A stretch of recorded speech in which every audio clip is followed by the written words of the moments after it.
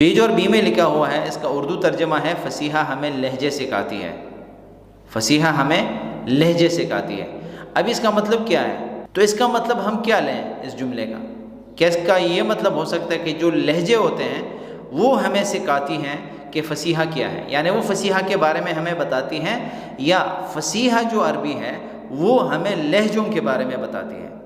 تو یہ آپ نے دیکھنا ہے کہ دیکھیں آپ کو یہ سیاق و سباق یہی ہوتا ہے، موقع محل یہی ہوتا ہے۔ ابھی ہم عربی میں اگر ہم کہتے ہیں الفصیحۃ تعلمنا، الفصیحۃ تعلمنا اللہجات، اللہجات، یا اگر ہم کہتے ہیں کہ الفصیحۃ تعلمنا اللہجات، اللہجاتوں کے اوپر اگر ہم ضمہ لاتے ہیں، پیش لاتے ہیں، اس کا مطلب ہے کہ لہجات جو ہیں، لہجے جو ہیں وہ ہمیں بتاتی ہیں کہ فصیحہ کیا ہے، اور فصیحہ کے اوپر ہم زبر لائیں گے، الفصیحۃ۔